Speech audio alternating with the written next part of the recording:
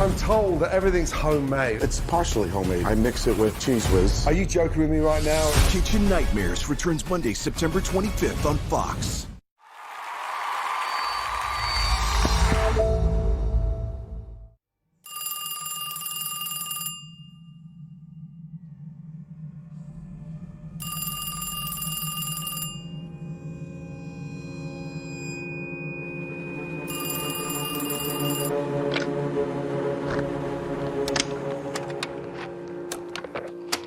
This next conversation is between Jeff and I when he called me from the prison. I don't want to get serious and morbid and all that kind of stuff, you know. Yeah. But I do want to get some things straight, if it's okay with you. One thing I wanted to share with you. Remember that small wooden box? Yeah. You know what was in it, don't you? The death toll in Milwaukee's mass murder is estimated at 17 tonight. Milwaukee police found body parts in a North Side apartment, and now they wonder if they've uncovered some kind of death factory.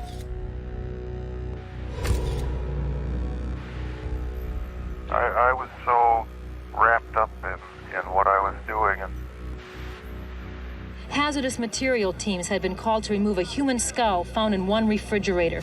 2 more bodies found in a freezer. Just a real obsession. I was going to continue doing that for the rest of my life.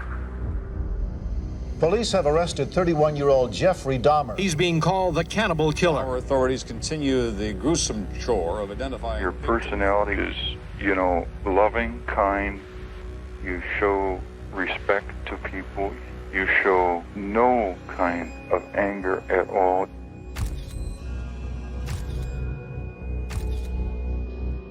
And I want you to know I love you so very much, and I care about you. Same here. Okay, Dad.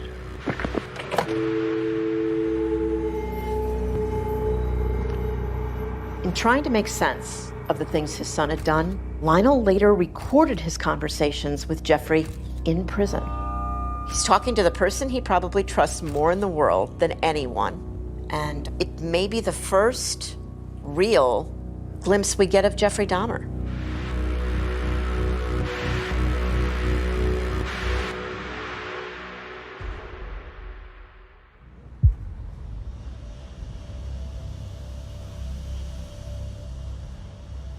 Unlike most of my friends, I wasn't in the States when the story broke that Jeff Dahmer was arrested. I was in Europe, and I had a long trip ahead of me on the train, and I bought a newspaper, and there's a photograph of a house. And it caught my attention because I said, that's the Dahmer house. Why is there a photo in this paper I just bought? And the caption underneath says, the house in which Mr. Dahmer has admitted to his first murder. And I thought, Jeff's dad killed somebody.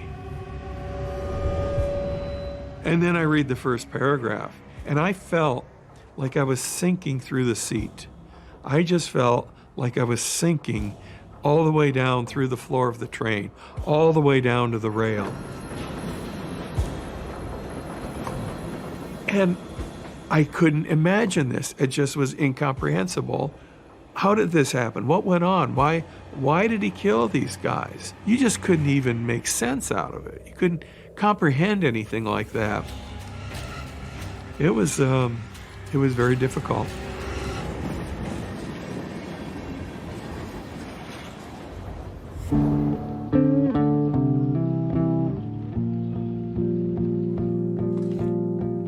My name's Mike Kukrall, and I knew Jeffrey Dahmer as a classmate in school, probably since 7th grade in 1972 at Eastview Junior High School when I was 13 years old. Well, I grew up in the town of Richfield, Ohio, which is next to Bath, and it's about 30 miles out of Cleveland, Ohio. And the Dahmers lived in Bath, and I lived in Richfield, but it's the same high school. We all went to the same high school. I remember the area where Jeff lived, where he grew up. It's a pretty area. Part of it is the Cuyahoga Valley National Park. It's our only national park in Ohio. I knew the house really well. The Dahmer house was where my piano teacher lived before the Dahmers moved in there. And it was a 1950s modern house. It was a really cool house. It's still there. And it was in a wooded area on the hillside. And we were all 12, 13 years old in 7th grade. And that's where I met Jeff Dahmer. I remember him sitting at a table in the library. He was always reading. He was one of those really shy kids at that age. But I'd talk to him and say hi and, see what he was reading. He liked to read fantasy, fiction, stuff like that. And he'd always be reading a paperback, and he held them really close to his face. That's something I remember.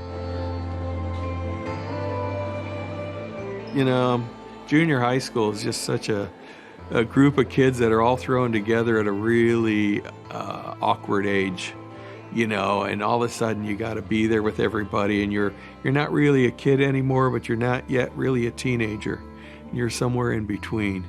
And Jeff seemed sort of like a lonely kid, but he participated in stuff. He did things.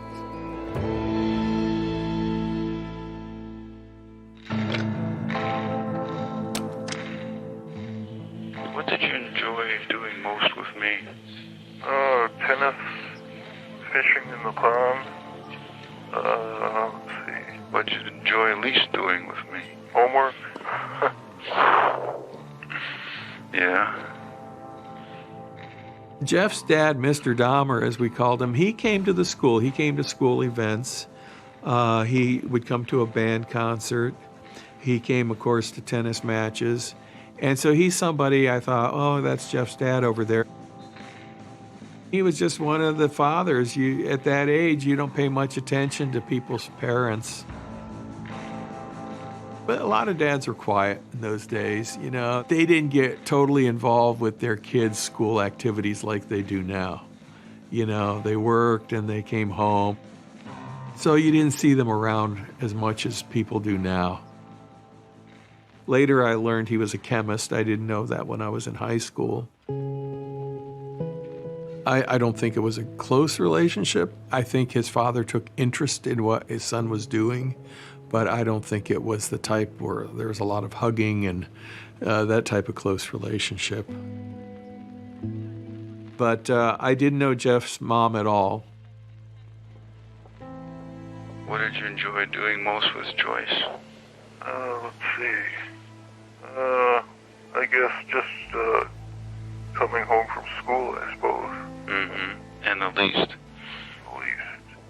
I know these are hard to answer. The arguments.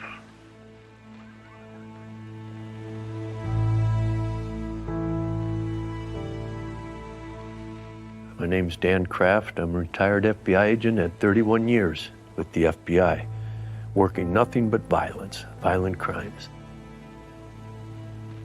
Jeff told me his father, Lionel, was a PhD chemist, brilliant, but he wasn't there for him. Okay, growing up, he might be there, but emotionally wasn't there. And then he traveled a lot, so physically he wasn't there. Jeff didn't have that role model.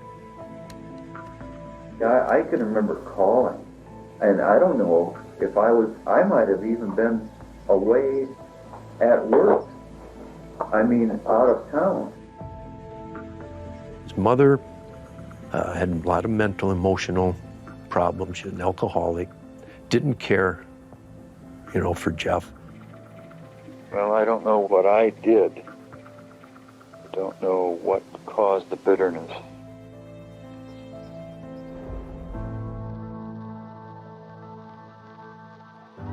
Jeff had a younger brother, David. Jeff ended up resenting David because his mother favored David, would show him the love. And I found that to be, abusive. He just didn't feel that he mattered. So that can be very powerful, especially for a child. in those formative years. You know, if you don't think mama loves you, it can be pretty devastating. How come I didn't know about these things? Because I don't think Joyce and I knew nothing about that. And I guess perhaps we were so engulfed in our, in physical and mental problems and our fighting and so forth that perhaps we didn't focus on something that should have been focused on.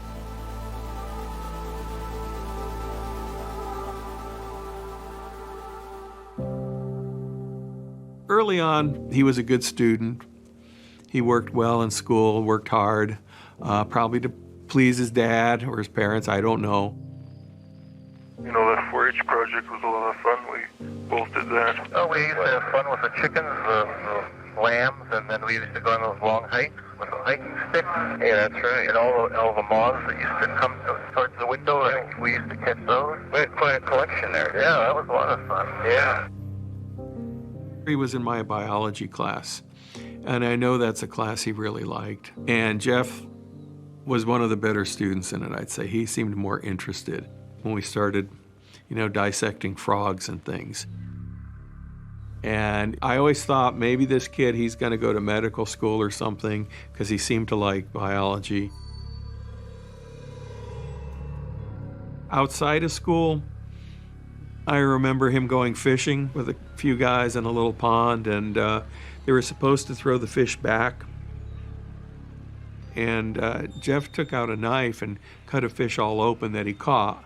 And they're like, "What are you doing? You were supposed to throw them back." And he said he wanted to see what it looked like inside. But that's what Jeff Dahmer was like.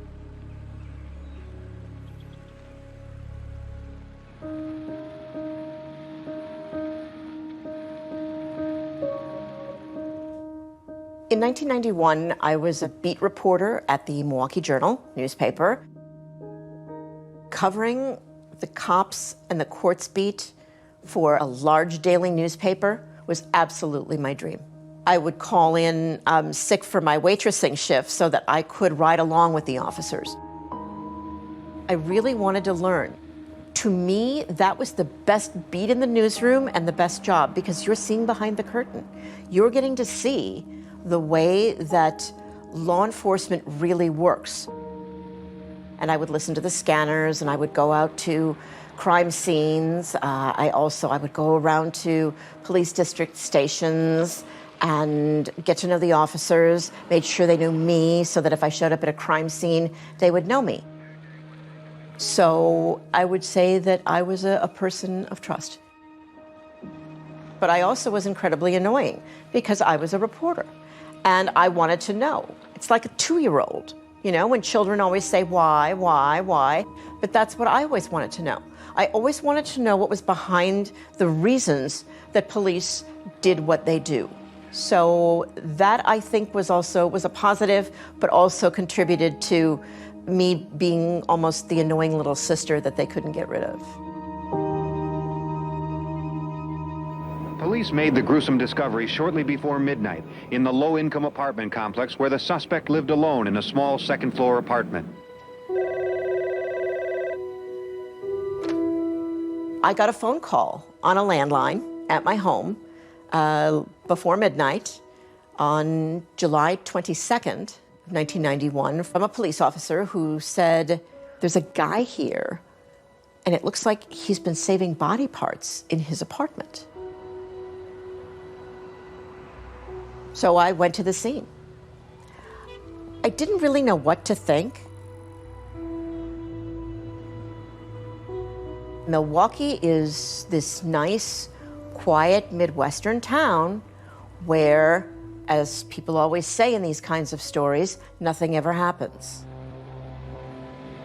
But like a lot of big cities, there were pockets. Dahmer lived in an area that was not known as a safe neighborhood. When I get to the scene, there aren't that many police there yet. It's very, very early. And standing in the hallway was an officer that I knew well, and he was standing, his head was back up against the wall, and he had his hands on his head. I got to the door of Dahmer's apartment. It was apartment number 213, and I stepped over the threshold, just kind of peeked in.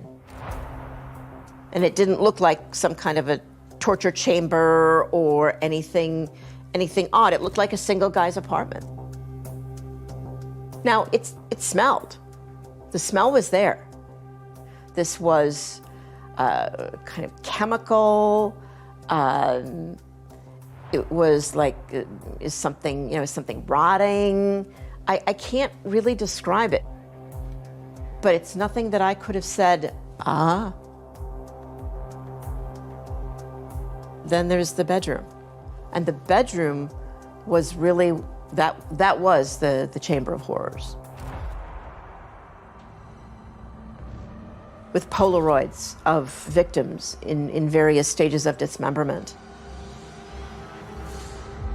With a barrel where Dahmer was trying to melt the bones or to destroy the bones. A closet where he had a skeleton hanging. I know that there are detectives and police officers who worked that scene that night who absolutely don't speak about it anymore because they saw things that they can't get rid of.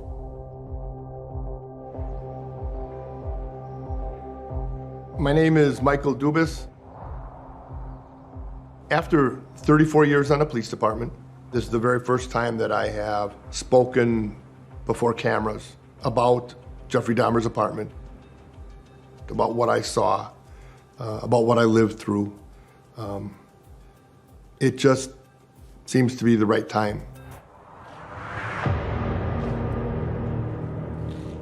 As I entered the apartment, I looked up at the officer and he said, "Go look in the refrigerator." I opened up the door and I see a human head in a small cardboard box in the bottom of the refrigerator. I was a 31-year-old young man with 2 years of experience on homicides.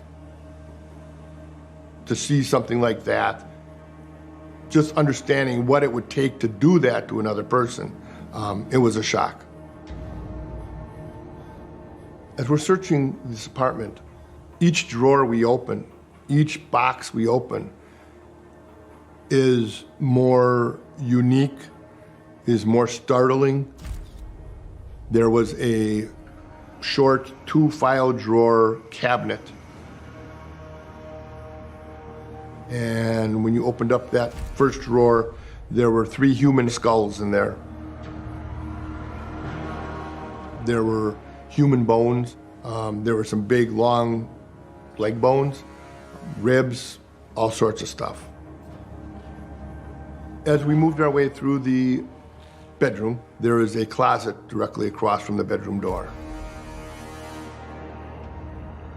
We opened up the closet and there were 2 more skulls in there.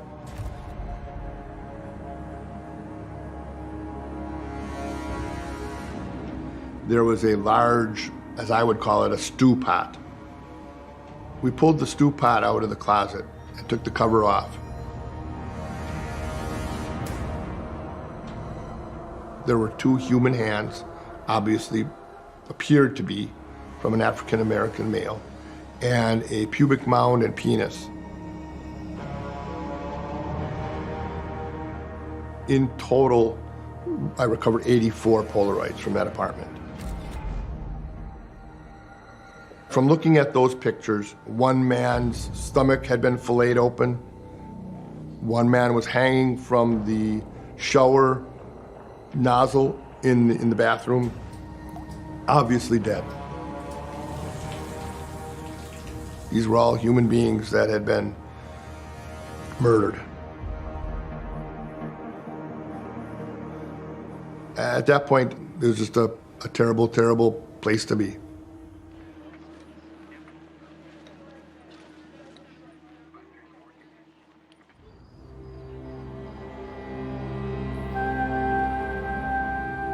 As the investigation moves along, and at some point the sun is up, probably after 5 o'clock in the morning, and the phone starts ringing.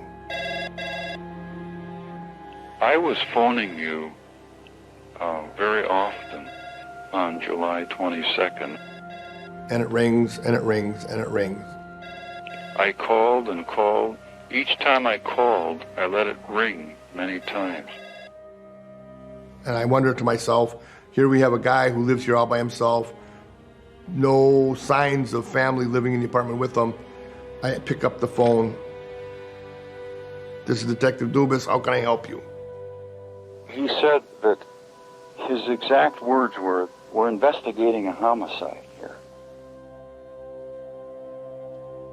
Lionel Dahmer had only just seen his son's apartment building on the national news and wanted to know if he was all right. And I said, well how does that, what does that have to do with Jeff, is what I said. And I assured Lionel that his son was all right. He wasn't hurt. But any more information than that, I told him that he had been taken down to the police station and was being talked to by detectives. And he said that he would have someone call me back.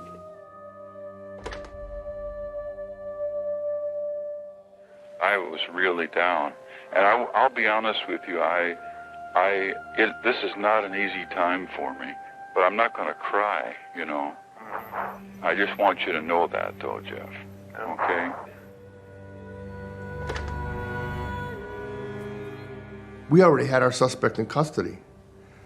It was our job then to try and figure out who all the victims were. So we really needed cooperation. 31-year-old Jeffrey Dahmer is reportedly cooperating with investigators trying to identify victims found in his apartment turned morgue. I was a lieutenant of detectives with Milwaukee Police Department. I was assigned to the homicide unit at the time that Jeffrey Dahmer was arrested in 1991.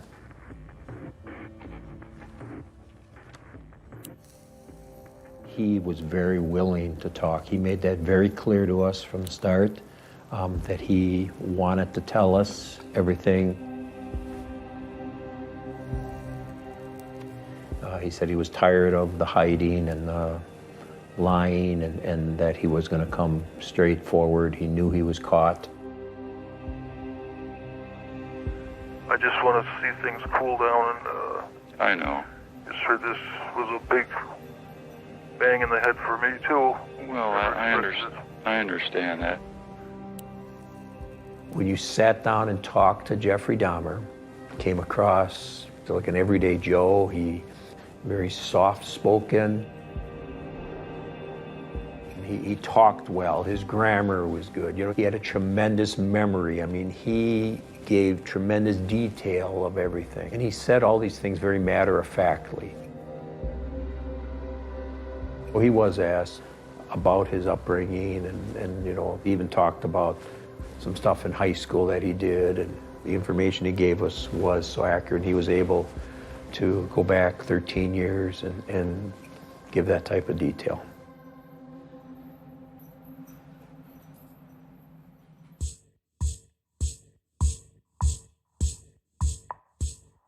By high school, he was over 6 feet and broad-shouldered, big blonde-haired guy, and he lifted weights and he played tennis.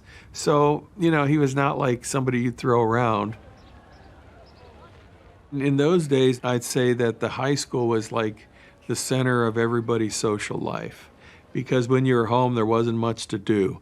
And we didn't grow up in a place where you could walk to your friends' houses usually. You had to either get a ride or someone gave you a ride or whatever. Going to the Dahmer house, which I didn't do too often, but I'd stop by there a few times. Didn't really go inside, but I heard that his parents really didn't get along, so it was like not a house you would go in and hang out with your friends there, because other kids lived right on that same street, and they would say, oh, his parents fight all the time. You can hear them yelling. There's always yelling and hollering going on, and so, you know, it's not a place you want to go when you're a teenager. Did she vent her anger at you, Jeff? Well, You know how she could get when she Yes, gets really, I'm just really angry. You bet. And Teeth-gritting angry. I think I know the answer, but I just wanted to ask you. Now, if you know exactly what I'm talking about then, don't you? Oh, yeah. When something didn't go her way, she transferred her anger to me.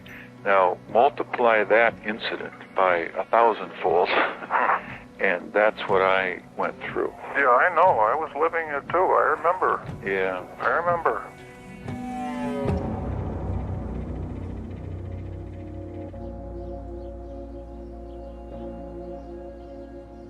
I'd say sophomore, junior years, he seemed to open up a little more, Jeff Dahmer, and he was open to doing crazy things and getting attention from people.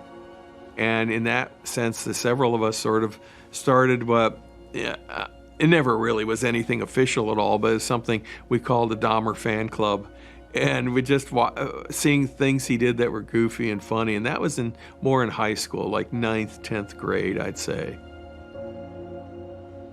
He always made us laugh. He was a funny guy.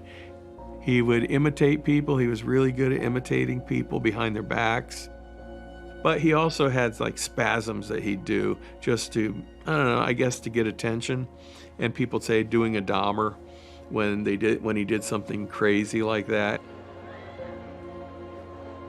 I was standing by my locker in high school. It's real loud, real noisy. Locker doors slamming, kids running back and forth, getting to class. And Jeff Dahmer was going down the hall, and he just sort of leaned over towards me, and he put his head on my chest, and for about 5 seconds, and he said, "I just wanted to listen to your heartbeat. I just wanted to make sure you're still alive." And then he just went on his way. But he could do things like that and be funny about it and get away with it. Always got away with stuff.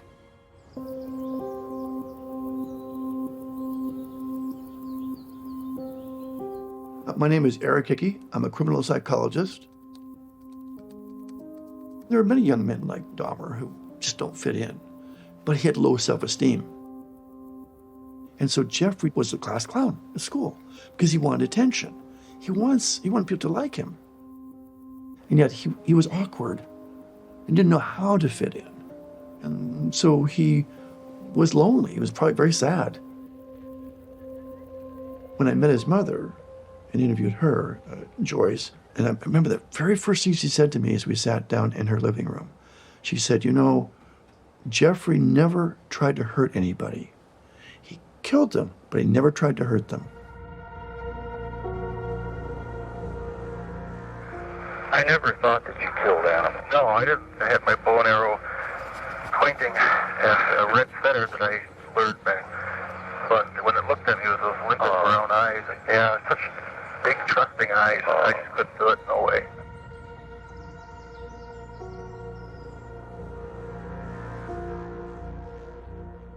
As he gets older, he's got feelings that he believes that he's gay.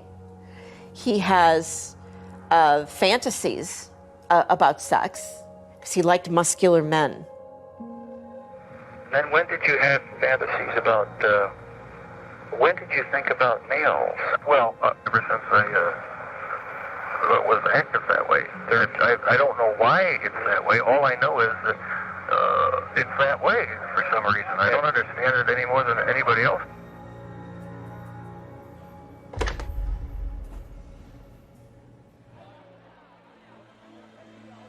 He tried to do things that would be what other kids are doing, like take a date to prom.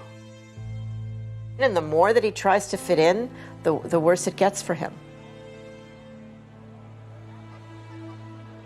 And he is going into a very bizarre world that he's creating in his head. What was the very first fantasy, I was wondering, that you can remember having, which you thought to yourself was kind of odd or disturbing? As Jeffrey was going through puberty, of course, he was masturbating, and he would masturbate to his fantasies. He probably has some very unusual fantasies. remember is having an interest in those dead dogs on the side of the road, cutting them open and finding out what's inside of them. He started to explore things that are not normal, like animals, and think about animals. So that was the first that you can remember that you had a fantasy about looking at the inside of animal remains. All right, and then graduated to what it graduated to. He was examining roadkills. He not just looked at them scientifically, but he was looking at them sexually. And as he did that, I think he started to masturbate about those roadkills. You did go cruising around in your bicycle? Yeah. Your roadkills, right? He specifically picked up roadkills because he was exploring their bodies. And by exploring their bodies, he also explored their sexual organs. And that became arousing to him. One time I stuck that these skinned dog's heads on the stake. One of the guys in high school. Mm-hmm. They figured that I had probably done it because it was closest to my property. Yeah, and I think as he went through that process, and his low self-esteem, he wanted to feel powerful. And for Jeffrey to be powerful, he had to be in control.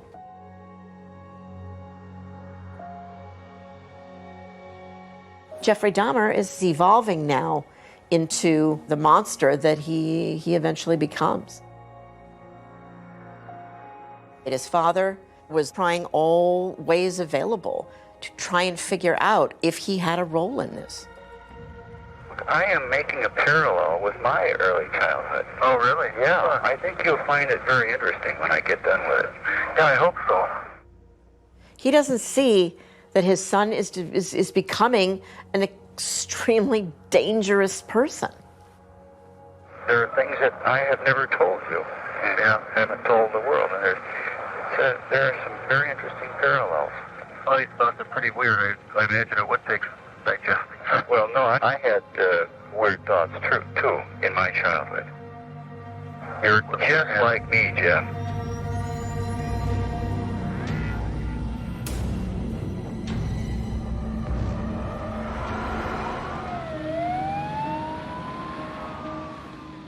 Milwaukee police tell us they are being flooded with phone calls from families that fear a missing loved one is among the victims of the killer. As the news broke that day, I recall getting phone calls at my desk from family members, and each one of these calls was then presented to Jeffrey Dahmer. It says, does any of this sound familiar? Might you have been here? Might you have talked to this person? What went through your mind when you first heard the news about the mass murders? Right away I thought of my brother. Right away I thought of my brother. We looked at every single missing report we had. Went back and talked to every parent or every spouse. I don't want to think the worst. I just want to think that he's someplace where he doesn't call or hasn't called for some reason, and that he'll let us know that he's alive somewhere. Those families are all suffering. Children, women and girls, men, grandmothers. All those families are feeling those same pains. I keep having dreams about Earl. What kind of dreams? He's calling me for help. And every time I get to him, he just disappeared. All we could really tell them at that point is that we believe, based on the suspect's story and based on items that were found in the apartment, that your loved one might have been one of those victims. Because there's no way for any family or any family member to be going through this. You know, we're trying to keep our heads together and keep strong and just, be strong.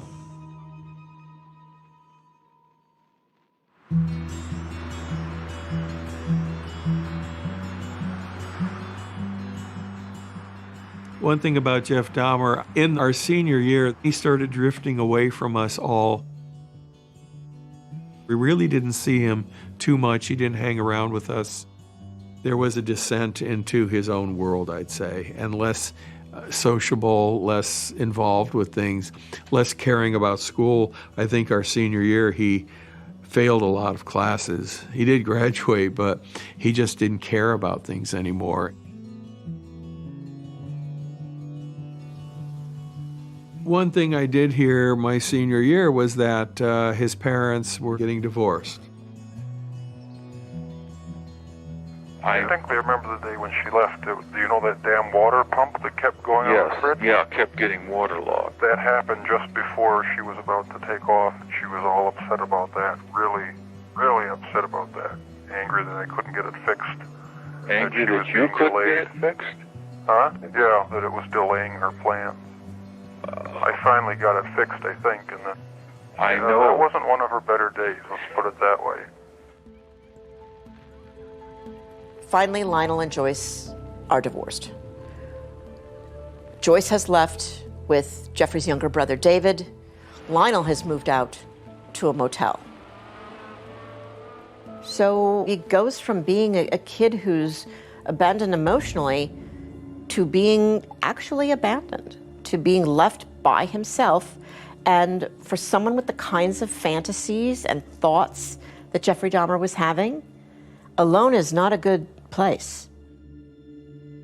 I'm sorry that it was such a horrible existence right around the time of your graduation. It was just awful, Jeff.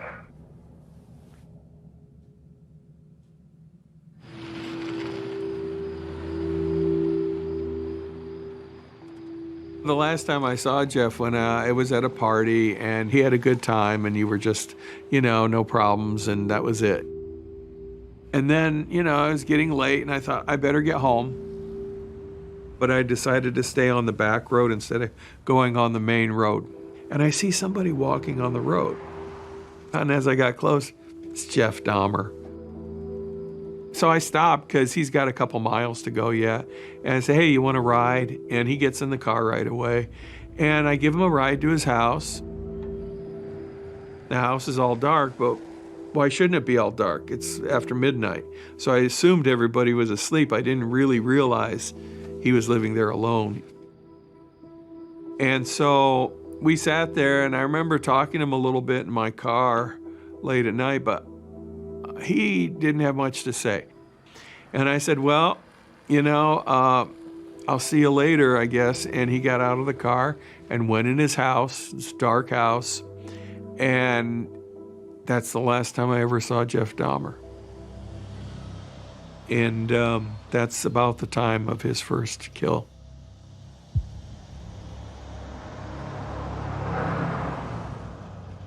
Jeff told me about his fantasies, and it was fantasies of killing and having sex with the dead body. Remember that jogger you said that you saw? He saw a jogger, and he fantasized about killing this person. Was the jogger, was he tall or short? He was, I'd say maybe 5'10", slender build. Mm-hmm. And did he have hair? Lots of hair? Yeah. That was very powerful for him. And he would tell me that it was like a continuous reel, playing over and over again. Where did you first see him? I was just riding down to the Lawson store and happened to see him, and then I got the idea in my head and waited. So Jeff sat and waited for him one day. And then you got the idea of going back with a bat, and you went back once, huh? Yeah, just once. And then that particular day, the jogger didn't come by. So Jeff was very disappointed because he couldn't act on his fantasy. Okay. Didn't show up. And then he didn't show up. And what? And why did you abandon the idea? It was too dangerous, too much out. So he started fantasizing about picking up a hitchhiker. Sometimes when evil meets with opportunity, you have a formula for somebody dying. The year is 1978. Jeffrey Dahmer is 18 years old, and he's driving down the street and he sees a hitchhiker, who is Stephen Hicks, who is on his way home from a rock concert.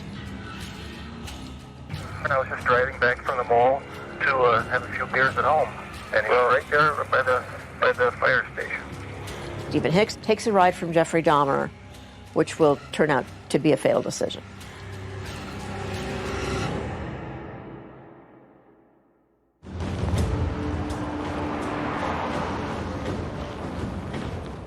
That 1 week when when the circumstances were all right, lo and behold, what do I see?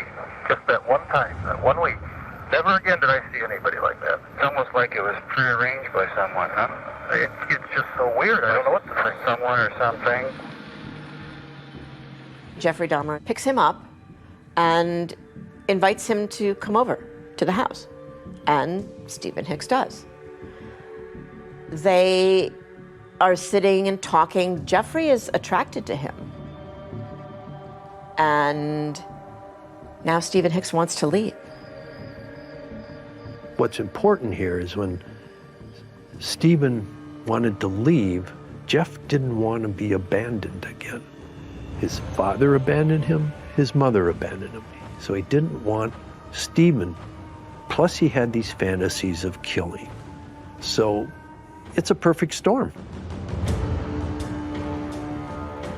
Jeffrey grabs the closest thing he has, which is a barbell, and hits Stephen Hicks in the head, killing him.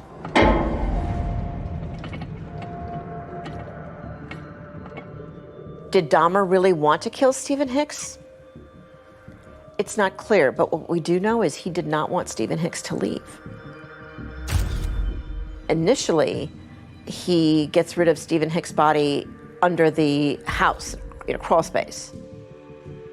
Eventually, he dismembers his body and places the remains inside garbage bags and puts that in the back of the car, decides he's going to drive it to the dump. As he was driving, and it's late at night, and he drives a little bit weaving, a little left of center. He had been drinking with Stephen Hicks. So a cop stops him. This is the first of what will be a number of encounters with law enforcement that Jeffrey Dahmer will successfully evade. Sees the trash bag in the back seat and asks Jeff about it. He is very personable. That's the thing about Jeffrey Dahmer and about a lot of serial killers. Very personable and very manipulative with that personality. So Jeff says, my parents are divorcing. They left. I'm left home alone. I'm depressed. I'm upset. I decided to take a ride to the dump. I've got some trash in the back and I just want to go to the dump. Something to do. And, the cop believed him. Gives him a ticket and on her way.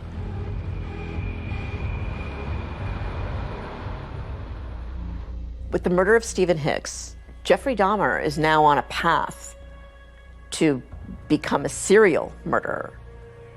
His father has no idea of the extent of how troubled his son is. Did the series of fantasies later on in life, did they develop? Yeah, over the years they got stronger and stronger, more oppressive, I guess the word is. Yeah. Continuous, couldn't shake them. Mm-hmm. And it was just a real obsession. Jeffrey Dahmer, he's tormented, he's tortured by these fantasies. But they're just not going away.